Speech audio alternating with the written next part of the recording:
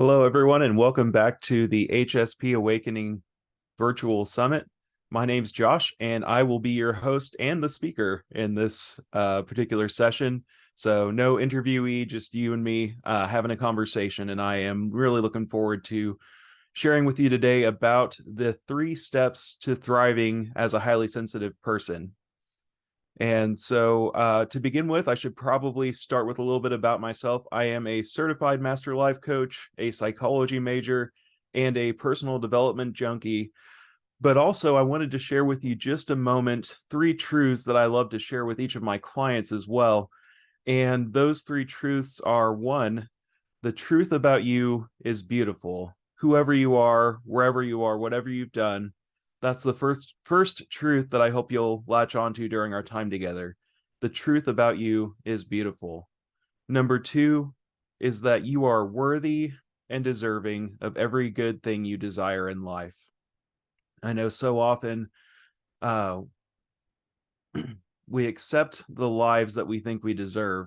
And so I want to really ingrain that second truth with you as well, that you're worthy and deserving of every good thing you desire in life. And then the third one I want to share with you is this: absolutely anyone can lead a life of intentional influence and impact.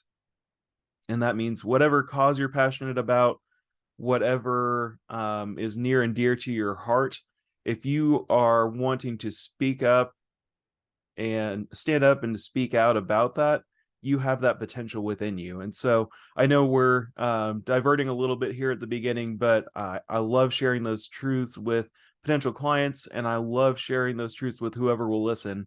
And something in my heart just said, "Hey, share this at the beginning of this session." And now you know a little bit about me, a little bit about what I am passionate about, and we can dive into our session together.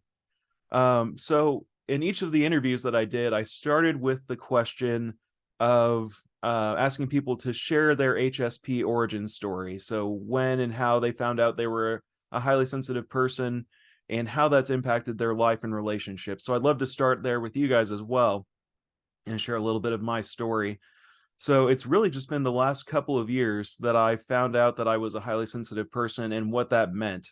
And my journey there was a little bit of a roundabout journey. I actually, I I was going to a local bookstore and I kept passing a book called The Empath's Survival Guide. And as you guys know, as HSPs, we are highly intuitive, and I think that's what happened here was that something in my intuition was telling me that there was something in that book for me to check out. And I kept looking at it, and I'd look at the price tag and think, oh, I don't really have enough for that today. I'll come back and grab it another time. And eventually it got to where, okay, I'm just gonna open up the book and see what's going on here, what this means, because there's something about the word empath especially just kept calling my name. So I dove in, I opened the book, went through the self-test for Are You an Empath, and checked off almost all the boxes. It just like, this is me. This is talking about me. And so I dove in and I ended up, getting the book, reading through it, and loving every page of it, and just feeling like, oh wow, there's something really special here. And along the way, in reading about, whether or not I was an empath, I also came across information about being a highly sensitive person. And like many of you guys, when I'd heard the term highly sensitive person before, it was always in a negative context. It always had a little bit of a odd insinuation to it that highly sensitive people were weak or frail. They needed extra care and support, that in some way they were a little damaged, maybe a little broken, and that ultimately being sensitive made them somehow less than others. And so I ended up, after reading the Empath Survival Guide and finding a quiz for Are You a Highly Sensitive Person, I thought, well, I'll just go ahead and take it anyway. What's it gonna hurt? And so I took the test and found out, yes, I am a highly sensitive person. That's the test on Elaine Aron's site, hsperson.com, in the self-test section, for anyone who's wondering. And I thought, oh, wow, okay, well, this is new information. And then I thought, but what does that really mean? Because it can't just be that I'm super sensitive, and it can't just be something that's a weakness. That doesn't make sense. And so I dove down that rabbit hole, and explored through Elaine Aron's book, The Highly Sensitive Person, and several other books, trying to figure out what it really meant to be highly sensitive. Let me get a drink of water here real quick. And it was a fascinating journey to go down. For any of you who've also taken that trip, you also, you realize that there's so much more to being a highly sensitive person than just the overstimulation side, which is what gets so much of the attention of highly sensitive people. Just they don't like big crowds and they don't like scratchy clothing, and that's unfortunately so much of what comes out in those conversations is everything that we don't like, all of our weaknesses, all of our struggles. And so today, especially, my goal is to flip some of those stereotypes on their head, to really dive into what it means to live life as an awakened HSP, or for those who know me well, one of my favorite terms is highly sensitive badass. And so that's what I want to dive into. That's what I want us to explore together today, because that's where I feel like I've ended up, is not just being aware of what it means to be highly sensitive, not just understanding that term and what sensory processing sensitivity means for each of us, but really what it looks like to embrace the gifts that come with high sensitivity, to use them to pursue a cause that we believe in, and to bring out the best in ourselves. And also just to then go on a mission, which I'm on, to raise awareness around this subject and to address these misconceptions and really change the way that people view high sensitivity. And so with that in mind, I'd love to just dive into this and see where this discussion goes. And again, we're covering the 3 steps to thriving as a highly sensitive person, and those are awareness, understanding, and awakening. So the first question is, that seems fairly obvious for us to dive into, is what do I mean by awakening? And like I said, to start the conversation, to really dive in here, we have to look not at what it means to be an HSP, but what being an HSP is not. And so for those of you who maybe what you've heard so far implies that an HSP, a highly sensitive person, is weak or fragile or frail, that we're somehow defective because, again, as highly sensitive people, we make up about 30% of the population in the world. And that when you really break that down, what's exciting is that basically means about 1 billion men and 1 billion, again, that's billion with a B, women in the world are highly sensitive people, which means that we have the genetic trait of sensory processing sensitivity. So that to dive a little deeper there and explain that more, that means that this is not something that comes out of childhood trauma. This is not a syndrome. It's not a disorder. It's not any sort of disease. It's literally a trait that we were born with that causes us to have a more sensitive central nervous system. And so part of what that means is that when we look around in the environment, for you and I, for those of us who are highly sensitive, we're just picking up more data. It literally means our minds use our senses to pick up more data out of the environment. So we're making more neural connections. We are noticing more stimuli in the environment. And we'll dive into that a little bit more here in a minute, what all that entails and some of the exact traits. But yeah, so it's like our central nervous system is on steroids, and we're just seeing all of these subtleties and things in the environment that other people just don't necessarily pick up on. And so that's where I love to start, because I feel like the namby-pamby stereotype about highly sensitive people is just not helpful. It paints us so often as the Ned Flanders is of the world, as though we are, again, somehow broken or defective, we're damaged, we're weak, we need special care, we need to go home and take a bubble bath after a long day. And for those of you who love your bubble baths, I'm not saying that there's anything wrong with that. I'm just saying that there's a lot more to us. And in fact, for those who, thinking back to a different example that I always love, is instead of being like Ned Flanders in The Simpsons, maybe we're actually a lot more like Jack Bauer in the show 24. Maybe we have that potential to show up in our strength, to show up in our as our authentic selves, and to actually serve a cause or a mission that we believe in. And so that's what I want to challenge you to think about in terms of awareness, is realizing that those those misnomers, the misunderstandings, and the stereotypes really just aren't helpful, because there are any number of different ways that we may show up in the world. And in fact, each of us has unique strengths and gifts that we can share with the people around us, but only if we're willing to get past those stereotypes, and only if we're willing to realize that we have these innate strengths. And so the last term I'd love to leave you with is that instead of all of those other stereotypes, instead of all those other ideas, what if we settled on the term wonderfully different? So yes, I mean, again, we're different than 70% of the world's population, and I get that. But what if it's not different in a bad way? What if we are literally just wonderfully different? What if we have these special gifts that come with our trait that we're designed to share with others? And that naturally leads me into the next question, which is why is understanding this so important?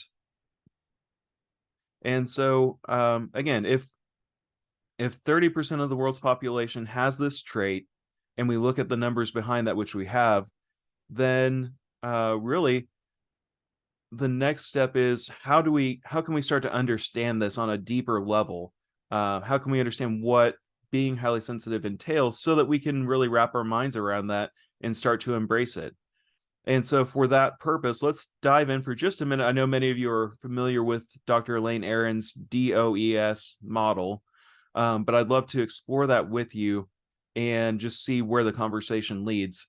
So the DOES model, as many of you know, is the D stands for depth of processing, the O for overstimulation, the E for emotional reactivity or empathy, and the S for sensitivity to subtleties. And when we break that down, when we look at depth of processing, what does that mean? Well, for many of us, our experience in life has been one of standing back to process situations before we dive in. And so if you're like me, you were that kindergartner who the first day of school watched as the other kids all dove in and fought each other over the toys in the toy box. And you thought, what is happening? What have my parents gotten me into? And what am I supposed to be doing with this? And it was maybe even a little scary, because the zeal with which they just all dove in and fought each other for those, for the Tonka truck or whatever, was a little bit scary. And we're thinking, what's happening here? Why are they doing that? Why can't we come up with a system so everybody gets their favorite toy? And why can't we share? And all of those things. And so I love to start there with that picture, for depth of processing. And again, even in today's world, in terms of our work that we may do, our careers, or just even, let's say, driving your car, for a highly sensitive person, we're picking up on so many things at the same time. And so we're monitoring our vehicle and making sure it's in good shape. We're monitoring our speed, but we're also, let's say we stop at a stoplight, we're noticing the types of cars over here, looking at our minds are scanning to see if there's anyone we know maybe in those vehicles, or what's going on in that environment. We're looking at the cars in front of us, and if you're like me, you're analyzing, okay, if I'm in the left lane but there's also a right lane and we're going the same direction, what, is the car in front of me going to go faster, or is this car? And we're picking up on subtle clues as far as what that person in front of us, are they going to be someone who's real, driving fast and setting the pace with the traffic, or is it a grandma that I've gotten behind, and I'm going to have to go super slow and give her plenty of space? So as odd as that may seem, that's part of what our brains can do with that depth of processing gift, is analyze situations and take in a ton of information really quickly and make decisions based on that information. So if that's the D, then we look at the O, which is overstimulation. And this, like I said, so often, it drives me crazy. So often, this is what gets all the attention, is highly sensitive people get overstimulated. And yes, we do. I can't deny that fact. But the reality is that overstimulation is just a natural byproduct of the fact that we have this supercomputer in our head. We have so much that we're processing all the time, so much that we're taking in, that of course we get overstimulated. If you run a computer at full speed for hours and hours and hours, you can feel it heating up. That's why certain computers have actual sensors and fans in them to cool them down, because they are processing so much info. So that's our brain.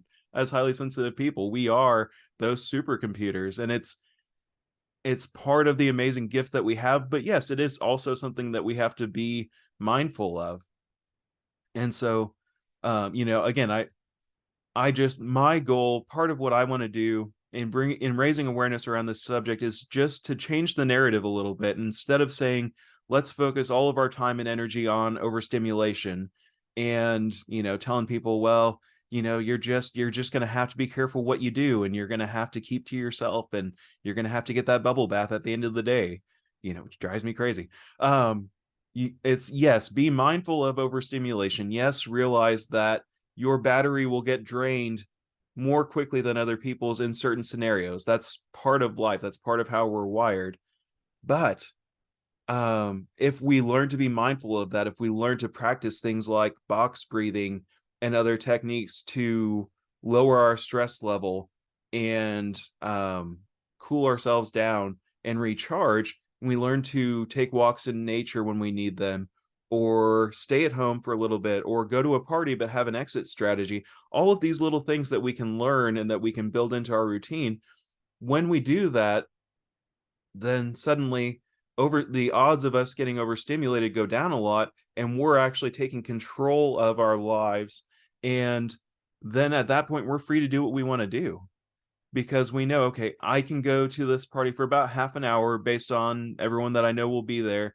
And then I probably will want to step away either to a quieter space there at that environment, or I'll probably need to go home and relax for a while. But I don't have to cut social interactions out of my life. I don't have to avoid the things I love doing. I just have to be more mindful of what I commit to and how much time and energy I commit to that.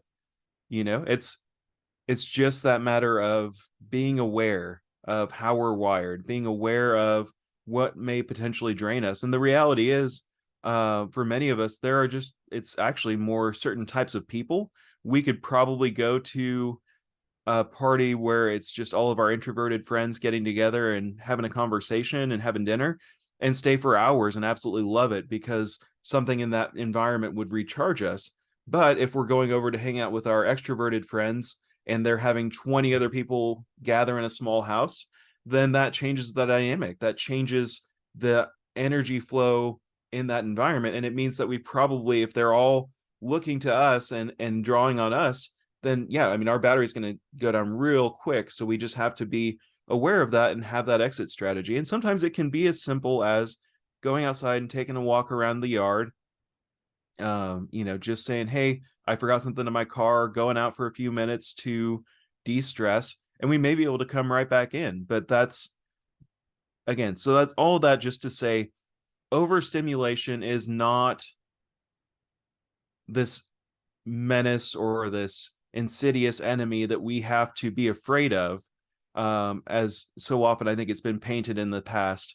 It's just a reality. It's just a byproduct of all that we're taking in from the environment, both in terms of the stimuli around us and also the emotional energy around us, which we'll get into here in just a second. But when we're aware of that and when we understand that about ourselves, it opens the door to so many opportunities, because we can suddenly realize, okay, well, if I want to take on this big opportunity, this big challenge, and get out of my comfort zone, I can do that. I just have to make sure I'm fully charged, I'm ready to go, I'm controlling my schedule, I'm controlling the environments that I'm in to the extent that I can, and then I can dive in full force and show up as my best self. And that's where the magic happens. So going on, we've got the next step. The E often is emotional reactivity, although I prefer emotional responsivity. And that's, potato type of thing. We won't dive into that right now. That's just my own personal thing. And then we also have empathy as part of this step. And that's again, this is where many of us as highly sensitive children were we received criticism or cruelty or mockery because we were very emotional. But when you think about it, if your central nervous system is amped up like ours are, if you experience emotions on a more intense level, then it makes sense that you're going to be more emotionally expressive. For those of you who are like me, most likely, because I think it's true of most highly sensitive children, we have a very keen sense of injustice. When we notice someone being mistreated, that hurts our hearts, not just, whether it's us or whether it's them. We, a part of our hearts breaks seeing people being mistreated, seeing people being torn down, seeing their self-worth get assaulted. That hurts to see it and to experience it. And so that's part of that emotional reactivity or emotional responsivity. Part of our empathy is that we know that's just not right. And we ourselves would never do that to somebody else. And we hate seeing our peers do that to others. And that's not just as children. I mean, obviously, we are the same people today we were then. We may have turned the volume down a little bit on our empathy, trying to protect ourselves and tried to appear less emotionally responsive. But the reality is that that gift is still inside of us. That's still part of our wiring. And so even today, when we read certain news stories, if you're like me, or if you watch certain movies, your heart breaks to see characters mistreated. Or if, if you're like me, you may even cry when certain characters are killed off on a TV show or go through certain experiences. And that may be from partially from, just the difficulty we can have in suspending disbelief. I mean, when we read something, when we watch something, when we listen to a story, we really engage. It's not just that we're hearing it, but it's that our minds are picturing what would that be like? What would that scenario be like? And then when we're watching a movie, we're putting ourselves into that storyline and we're going through that adventure with our favorite characters. And so that's why so many of us are emotionally scarred from the never-ending story when we watched it as children, and everything that came with that, because we went on that journey with those characters and all the ups and downs. But the reality is that we have this beautiful gift. The reality is that we have so much capacity for empathy and that we can literally change the lives of the people around us with this particular aspect of our gift. And so when you think about, and we'll dive into this more again here in a little bit on the awakening side, but when empathy is applied to the people around us, it reminds me of uh, a principle that Bob Proctor used to share that he gleaned from Wallace Wattles' book, The Science of Being Rich. And that is the idea of the impression of increase, this idea that we have the ability to leave everyone that we encounter feeling better about themselves than when we first encountered them. Because, especially as empathic as we are, we see the good in them and we feel the good in them. We feel their emotional state and we can get in tune with them and we can try to elevate that state. Now, that's not something that we can necessarily do the first time we try. It's something that we can develop, but that's the capacity we have to use that gift of empathy. The other side of that is that empathy can also lead us to further overstimulation. If you are working in a small office with a coworker who is prone to fits of anger or frustration, you're going to pick up on that. And that's a natural byproduct of that empathy, is that when they're upset, you feel that emotional energy. But also when people are excited, you pick up on that too. So it can feel like a blessing and a curse. The goal long term, which we don't have time to really dive into here, is to learn how to protect our energy and shield out some of that negativity and then send out positive energy. But that's a whole deeper discussion that I can't really get into here. But that's just know, for those of you that's resonating with and planting a seed there, that you have that capacity to not just be this wide open receiver as an empathic being, but you have the ability to eventually tune into other people's energy and elevate that energy in some really cool and really positive ways. And so we'll, for the sake of time, we'll keep moving on here.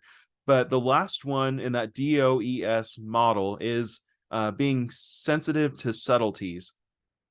And for those, like we talked about earlier with the example of driving your car, we sense so many subtle things in the environment. And actually, for many of us, there's a good chance that for those of us who drive, that has potentially saved you from an accident or hitting something in the road or running over something that would have popped a tire, because our brains pick up on these little subtleties that other people might not even notice.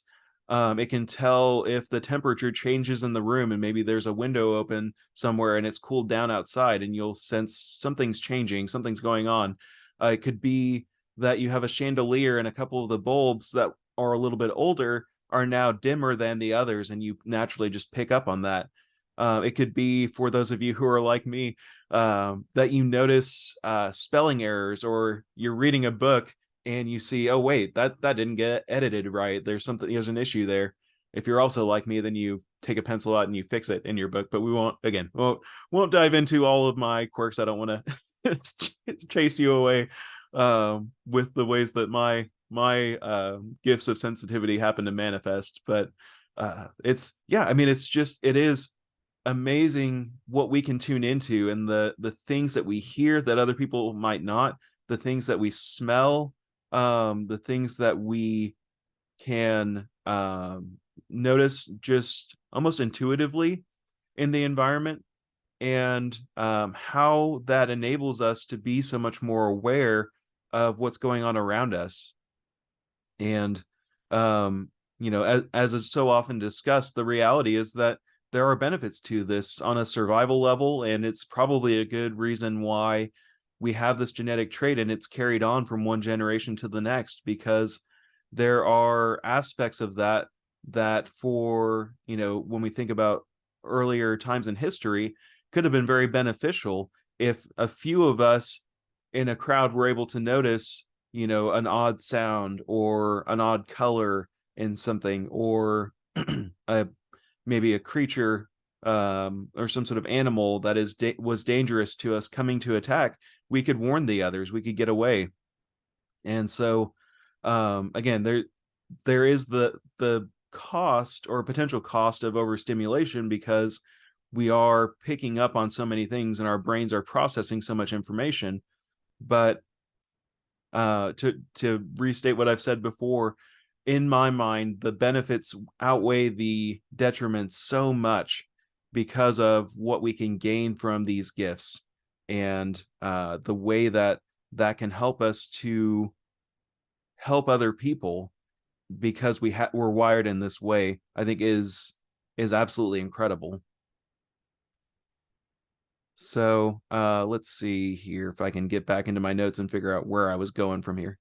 But yeah, so that's the bottom line is, the reason we explore that DOES model is because, again, when we get that overstimulation aspect under control, then at that point it becomes basically DEES, depth of processing, emotional responsivity, empathy, and that sensitivity to subtleties. And it's all positive at that point. And fortunately, the world of personal development has given us the tools that we need in order to get the overstimulation part of things under control, and to naturally, after that's taken care of and we have those coping skills, to lean into our gifts. And that can yield so many incredible results, and really highlight the gifts that come with our sensitivity. So moving on from there, that the other aspect of that I was going to touch on, sorry, is that we can also learn to monitor our energy levels. We can learn to tune in to our wiring, and be able to tell, okay, am I reaching the point where I am getting overstimulated? Am I reaching the point where, or am I working in an environment where my battery is getting drained? And if so, what decisions do I need to make in order to extend that battery life, or to get to a place where I can go and recharge? And that's, again, part of the beauty of this whole step of understanding, is that we're aware now that we're highly sensitive and what that means. we understand on a personal level how we're wired individually and how the DOES attributes show up in each of us. And now we can suddenly start to make changes in how we engage with the world around us to highlight those strengths and to make the most of them. And that leads naturally to the next question, which is, what exactly do I mean by awakening?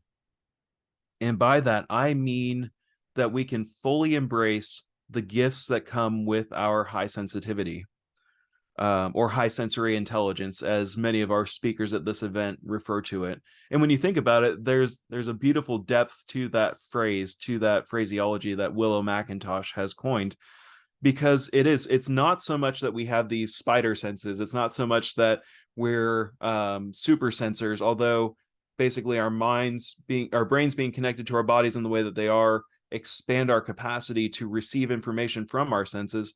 But it really is this sense of intelligence of, our brains are hardwired to take in so much more information from our environments that we naturally have this um, enhanced capacity to draw information from the environment around us. And it is a sort of intelligence because it's all coming in here to our supercomputers, all being processed. And then we're reacting oftentimes on a level that seems and is very intuitive, because we haven't necessarily cognitively checked off all the boxes as far as what we're sensing and what we're seeing, but our brains are processing that information and utilizing it and making those connections and saying, no, don't go this direction. There's something weird about that alley. Go down this way instead and take a different path.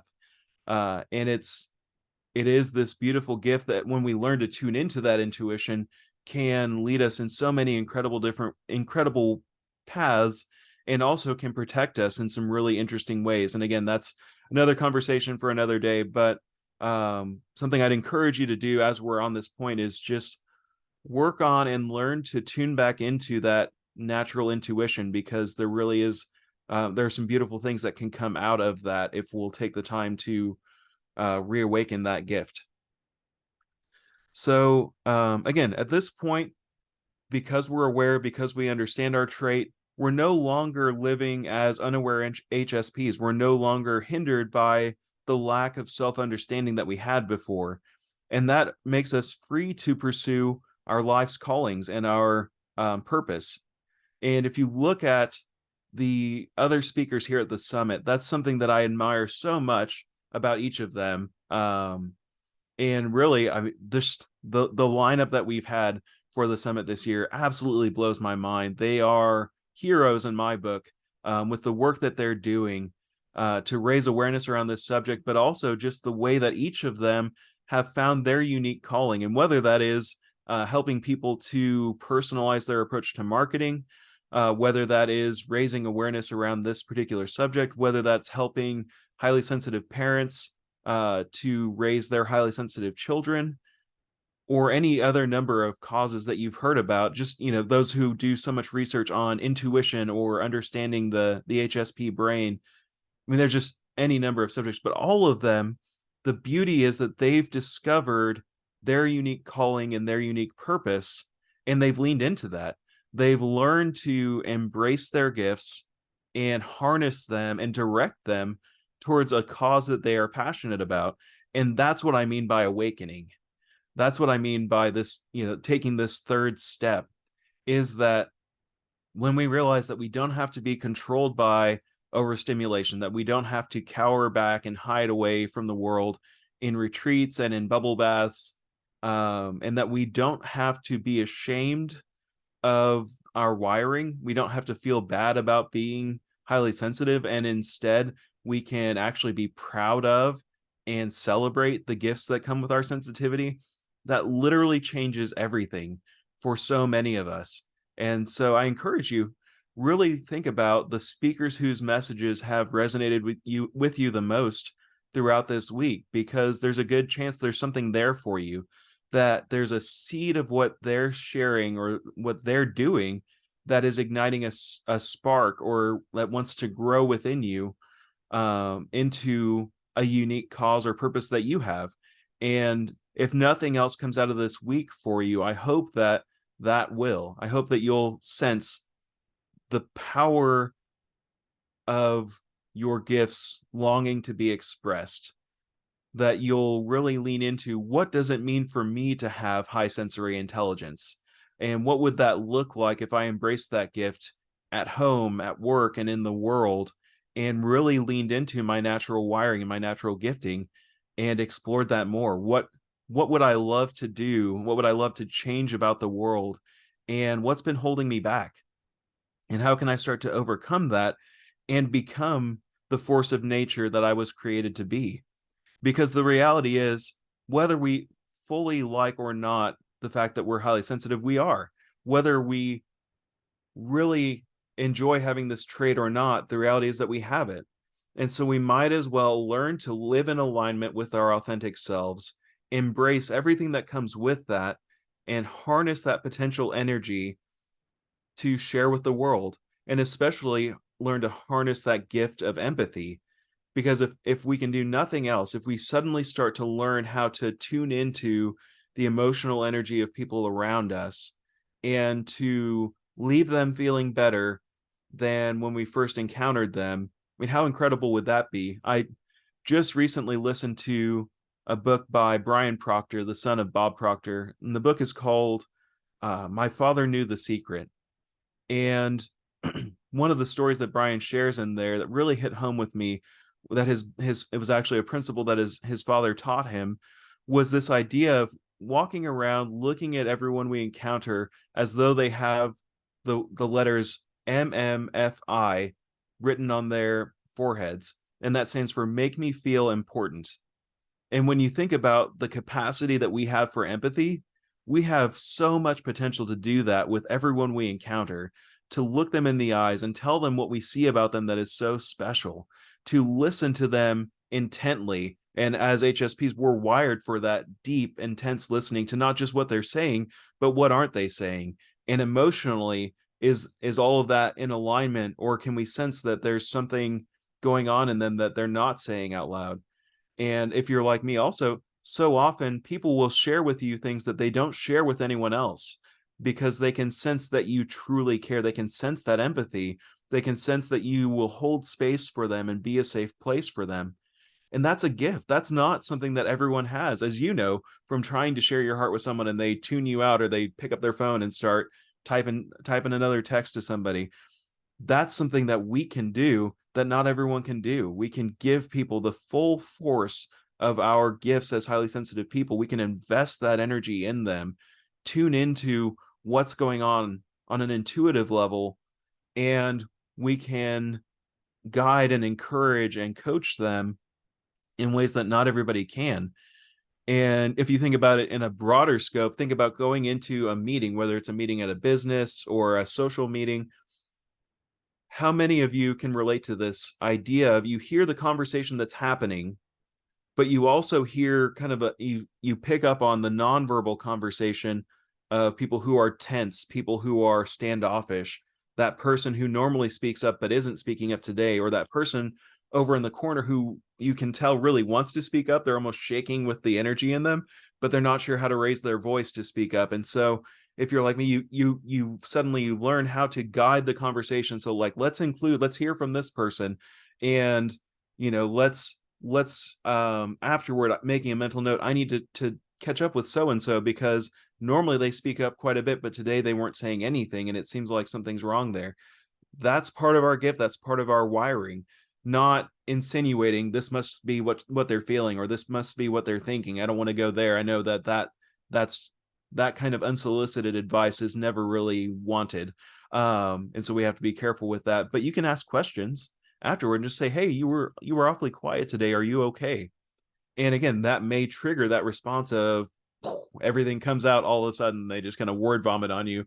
But that's a gift that we can give them of being this receptive individual who can take in whatever it is that's weighing them down. Now realize that that will affect your own energetic battery, that will cause you to need to recharge even more. But how beautiful is it to see someone who's able to share their heart, get something off their chest, and the freedom that they experience. And yeah, we'll need to go for maybe a longer walk that day out in nature to de-stress. And especially if you can get out near water, for so many of us that are highly sensitive and empathic, that has this cleansing effect, whether you get in the water or not, of just washing away some of that potentially negative energy that we've absorbed. But again, there are coping strategies and skills we can develop in order to process whatever's been thrown at us by the world and release it, and then show up again the next day as our best selves. And that's what awakening is all about. And so, um, like I said earlier, that's the goal I have in sharing all of this with you, is that when we go through the process of becoming aware that we're highly sensitive, understanding what that means, and awakening to our gifts, we really can show up as the highly sensitive badasses that we were born to be. And that's, if you look at the world today, that's what the world needs. It needs more highly sensitive people raising their voices about the issues that are going on in the world. It needs less division and more understanding. It needs less dissension and more compassion. And the world is desperate for empathic people to raise a voice that says, no, there's a better way. There's a more humane way, especially in light of AI, which is another thing we won't dive into here. But there is the very real risk that we can focus so much on our differences and disparities and disagreements that we lose touch with our humanity, and we stop caring for one another. We lose touch with that natural compassion that we have, and we only focus in on what makes us different. And when we become wired with this us versus them mentality, so many awful things come from those mindsets. And you don't need me to tell you that, but I wanted to include that thought here because we're the ones who can make a difference.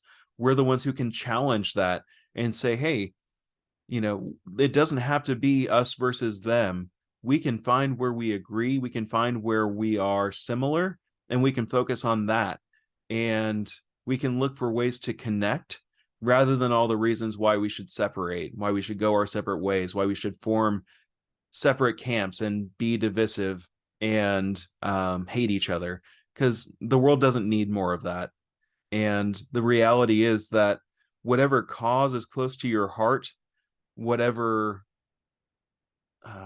purpose you feel called to serve, you can totally step up and do that. But it requires this going through these 3 steps and really awakening to your gifts and reawakening to the force of nature that you were created to be. And not only can we raise awareness around these subjects, and specifically raise awareness around the subject of helping more people realize that they're highly sensitive, but we can do it with courage and with enthusiasm that we may have lost somewhere along the way because of those things I talked about earlier, that sense of criticism or cruelty or mockery, maybe even trauma or abuse, because all of those things affect our sense of self-worth, and our sense of self-worth is so pivotal in raising our voices and in showing up as our authentic selves. So anyway, if you've enjoyed this session, if this has really resonated with you and you'd like to learn more about the work that I'm doing, and how I try to help people really tap into becoming the highly sensitive badass that they were born to be, I'd love to connect with you and continue the conversation. You can connect with me on LinkedIn. I'm there most every day. And just look up either Josh Speraneo, which is here in the corner of the screen, or The Success Cycle, which is my company. And also you can see it there in the background hanging out. But I would love to connect with you there. I'd love to offer you a free ebook that I've written, which is actually ironically called Awareness, Understanding, Awakening. And it's a handbook for highly sensitive people. I always say it's the book I wish someone had handed me when I found out that I was an HSP. It's not it's not going to be as comprehensive as the book Sensitive by Jen Graneman or Andre Solo. It's not going to be nearly as comprehensive as Elaine Aron's The Highly Sensitive Person, and it's not meant to be. It's about 66 pages, very conversationally written. And the goal is just to give you a jump start on learning how to go through this process that we've discussed today and really help you to embrace your gifts as a highly sensitive person. And for those of you who identify as an empath, it also is designed to help you in that area as well. And there's even a link to that self-test I mentioned earlier in the session that you can go through and find out if you are an empath. But it's my gift to you for spending this time with me, and it's my hope that you'll really take this process seriously. And like I said, any questions you have, send me an email, find me on LinkedIn, and let's continue that conversation. You can email me at any time. Just email Josh at thesuccesscycle.com if you'd like, and let me know what questions you have. What didn't I cover well enough in this session or have enough time to cover in this session?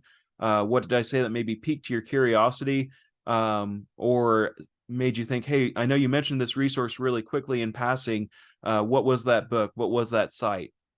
And I'm happy to go back over all of that with you. And so go and get that free ebook. If you go on LinkedIn, you can get it through my featured section in my profile. Just look for the graphic that says Awareness, Understanding, Awakening, and help yourself to that.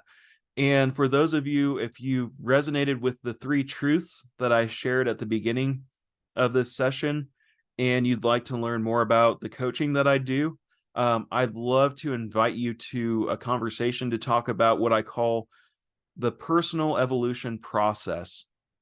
And really what that's about is helping you to become the person who can accomplish all of your biggest goals and dreams faster and easier than you ever imagined. And the way that I developed this process, which includes the success cycle model, is because that's the journey that I've been on for the past 10 years. I got to a really dark place where I was feeling burned out, stressed out, unsure of myself, and even at one point just completely disqualified from my dreams. And so the personal evolution process includes a model I call the 10 key aspects of your authentic self. It includes a model I call the way of the Phoenix, and it includes the success cycle, because those are the things that have brought me to where I am today, having this conversation with you, being able to sit here and film this video and being able to co-host this summit with the amazing Jen Corcoran.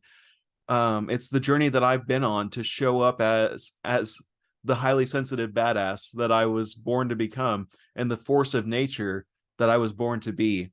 And so all of that being said, if you want to learn more about that process, if you want to learn more about how to harness your unique gifts as an HSP and make the difference that you want to make in this world, to rediscover the innate beauty, courage, wisdom, joy, and love that are your birthright and that are meant to be expressed through you, I want to go on that journey with you. So if that resonates, send me an email, find me on LinkedIn, go to my website to learn more. There's a bunch of other free resources there and all that for you.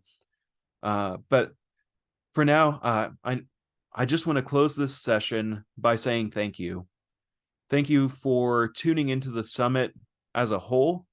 Thank you for being willing to connect with me and with the other speakers here. Thank you for sharing this information and paying it forward, because that's one of the biggest differences you can make, is not just spending the time with us this week, although we are all incredibly grateful, but sharing this message and letting people know, hey, I finally learned what it means to be a highly sensitive person. And I have to tell you, because it's got me super excited, it's got me fired up to share this message, to raise awareness, to address the namby-pamby Ned Flanders misconceptions that are out there. And now I'm ready to show up as the highly sensitive badass I was born to be. That's what I hope you'll get from this week. That's what I hope you'll take from each of these sessions. And be sure, for me and for the other speakers, send us the feedback that you have. Connect with us on LinkedIn and in life so that we can journey together, because life as a highly sensitive person gets so much better when we're living in community, when we know that we're not alone in our sensitivity, when we're not alone in our high sensory intelligence, and not alone with these gifts and also the struggles that can potentially come with being highly sensitive. And I guess that's maybe the final message on my heart today to share with you, is that you're not alone. in this. Whatever struggles you're facing, whatever challenges you're up against in life, whatever you're going through right now, you're not alone. And you don't have to be. You can reach out, and in typical fashion, I'm tearing up a little bit. But you can find help, and I'm here to help you. If I can't help you, if I don't have the right skill set, then I will do my best to get you connected to someone who can, because none of us wants to feel alone. None of us wants to feel isolated or feel like we're carrying a burden on our own. And so, wherever you're at today, whatever you're going through, I hope that this message has been helpful for you. I hope I haven't overwhelmed you too much with the amount of information in this session, but I just want you to know that I care about you. I'm so grateful for you. I see so much beauty and potential in each and every one of you, and I really do hope that we can connect and journey together in life, and see where this adventure leads us. You are a highly sensitive badass. You have so much more potential than you could ever dream or imagine. The cause that is on your heart that you haven't been able to find the courage to pursue, or you got started but you feel stuck, you can step right into that and pursue that and accomplish so many incredible things. And I and the other speakers here this week are here to help you do just that. So, with all that being said, thank you again. I wish you the best, and I hope to hear from you soon. Thanks. Bye.